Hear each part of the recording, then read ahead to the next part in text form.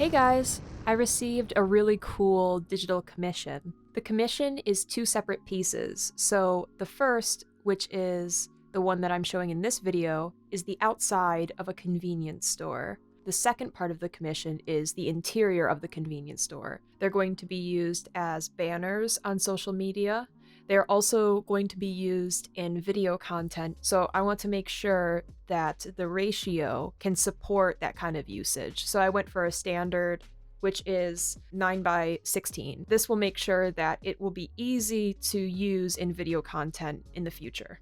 This commission is for my goodest friend in the world. They have a Twitter and an Instagram, and I'm pretty sure that soon they're going to have some other social medias. If you're interested in fan art and character art, then make sure to check them out. The first thing that I do is create the sketch, and sometimes this will be line art, and other times it will be blocked in shapes, similar to an underpainting. For most commissions, I would create several different sketches, and then I would send them to the person who was commissioning me, and we'd have a discussion, usually via email or messages, about which sketch is fitting the mood, the feeling that they're looking for. This commission was a little bit different than that because I knew the person that was commissioning me personally. So we had a long, in-depth conversation ahead of time that allowed me to understand more of what they wanted. After I've had a specific sketch approved by the person commissioning me, I will do one of two things. Sometimes I will lower the opacity of that sketch and then create a new layer and start sketching in more detail over the top. The other thing that I sometimes do is to just neaten up that original sketch until I can use it.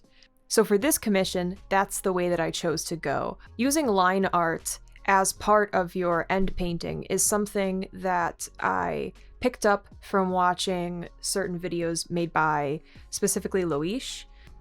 I knew that I wanted this painting to have some line art visible because the person that I'm making it for, they want to include their characters into some of the scenes, specifically the interior scene, and their style has a lot of line art in it. So I thought it would be nice to have line art in the background as well. I really tried to focus on the flow of the image, so the foreground has a circular feeling to it. The storefront has a wave-like feeling, and then later on I changed the background to push back farther. So this background is very flat feeling to me, and I decided to replace it with a street that would go back towards the horizon. This entire painting was a play back and forth between depth and compression. I wanted certain spaces that had great amount of depth and movement, and other spaces that were very flat and static feeling. For me, it's very important to distort space within my paintings and illustrations, because I feel that if you wanted accurate depth or space, you would just take a picture of something. So all of the magic of illustration comes from playing with how space can be perceived. There's very little atmospheric lighting in this painting because it is at night, but there's still a little bit, because whenever I create a painting that takes place at night, I always have to add in some moonlight because it's so beautiful. It was really fun to figure out all of the different colors of the light sources. Different light bulbs burn at different degrees Kelvin, and so that means they are different colors. So when you look at artificial lights next to each other, you'll notice some of them are more green, some of them are more yellow, some are more red, and deciding all of those different color variations was really fun. I knew from talking with the person commissioning me that they wanted the fluorescent lighting in the shop to be very green, and fluorescent lighting in a lot of these convenience stores is super green and harsh. Many street lamps, especially older ones, are much more tungsten leaning, which means that they have a warm orangey red look to them.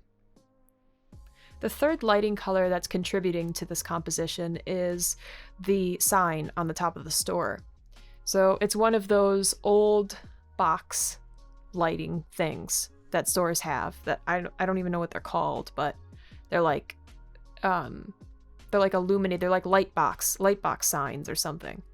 And that has a yellow look to it because the store's brand is yellow and blue. And I love that. Like, I think the more colors that you can have for your lighting sources, the better. It's just beautiful. You want as many different colored lighting sources as possible until the entire thing is just a rainbow. I used a brush that I made by sampling an image of a brick wall, and I put that over the top of the storefront to help me figure out where the bricks would go. This just saves a lot of time. And then after I put the texture down, I went in with a textured paintbrush and changed some of the colors of the bricks so that they wouldn't be a brick monolith. My favorite part of the painting is definitely the puddles that are in the foreground.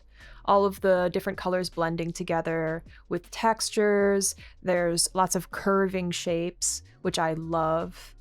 And this is like the most abstract part of the painting, and I just love color, shape, texture abstractions. I cannot get enough of them.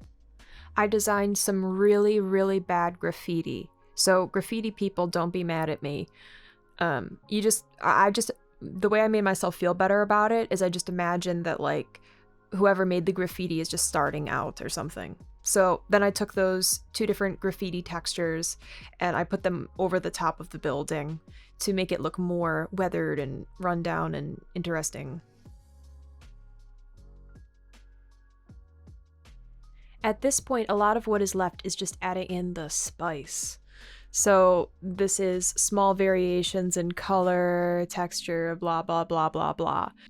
One of the details that I added in that I really like are these shadows around the buildings in the background. They are done in black, and black is generally a color that most people tell you to avoid when doing shading because it doesn't give a naturalistic look, but I wasn't really going for a naturalistic look in any respect. So I went with black shadows because I liked how grungy they looked. After I got the painting to a place where I was happy with it, I opened it into After Effects and I added some simple animations over the top. Like I added basic rain animations and some other like particle animations, and I've made the lights flicker inside the store. And this is the final piece. I'm not going to show my After Effects animating process in this video, but I'm considering in the future making a video about how I work in After Effects and the things that I do in it. So let me know what you guys think. I'm excited to work on the next piece for the next video. So yeah, make sure to check out part 2 next week, and I'll see you guys then. Bye!